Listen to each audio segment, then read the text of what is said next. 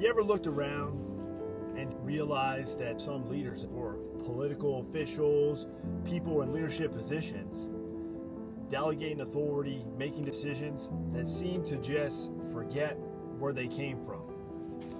Forget what it felt like to be at the bottom, to be hungry, to be overlooked, or even, most importantly, being the one that's following those orders, answering those taskers.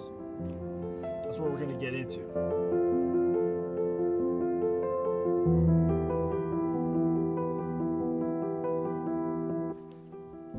It seems like they traded humility for title or empathy for rank. I'm seeing more leaders now, it looks like they just kind of take joy in walking above people rather than with them. But here's the truth. The higher you go, the easier it is to forget the climb. You start to think you earned it all on your own. And you forget the ones who pushed you, the ones who corrected you, and even the ones who just pissed you off to make you better along the way. I see it all the time. Leaders who walk around and act like they were born with those stripes on their chests or born with that rank they wear and represent every day. Like they never pulled a late night fire guard shift. Like they never got chewed out for missing a formation. Like they never struggled. Like some of those who are struggling that they're leading today. Man, I struggled, but that struggle is the reason why I made it and where I am today. Man, let me tell you guys, I used to be that brand new soldier. It was raining, we're at PT, it's early, it's cold, and I'm wondering, what the heck are we doing here? I was living my time as that brand new soldier, just wondering what right looked like. And that's all I was focused on. But I'll tell you this, most of the time, I was also still just trying to figure out who I even was as a man. There were always leaders in my upbringing. Good leaders and bad leaders. What always separated the good from the bad was the fact that those good leaders would lead from experience, not from ego. And that always stood out. So that anytime they corrected me or guided me or gave me that task or gave me any kind of direction, I knew it was coming from experience and not from ego. They were always those type of leaders that would talk to me rather than just talk at me.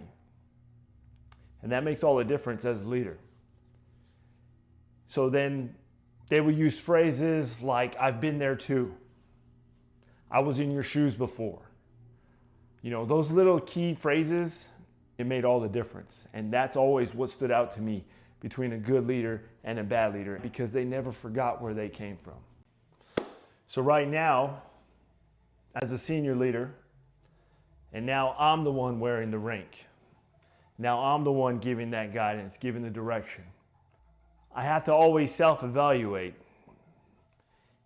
and ask myself, if the younger, brand new soldier version of myself were to run into a leader like me and see who I became, would he be proud or disappointed and see that I turned into everything the old me hated and didn't consider in the category of a good leader? I feel like all leaders should always do that kind of self-evaluation, because it's a way to keep you grounded. You know, and most importantly, it's a way to keep you human, because that's important.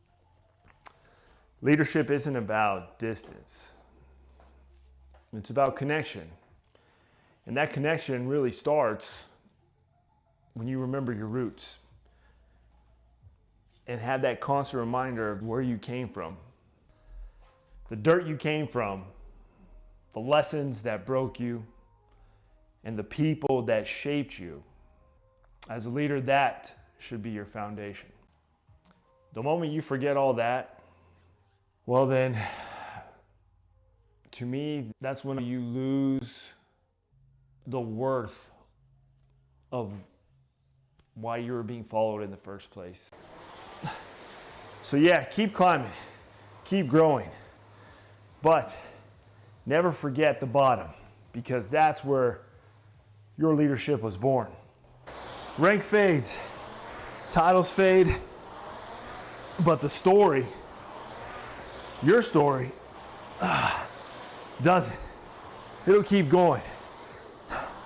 So, if any of you leaders out there are watching, or you parents, anybody who's in a mentor role, or even has a desire to be, just remember the kid who started it all. That kid's still watching. Don't let him or her down.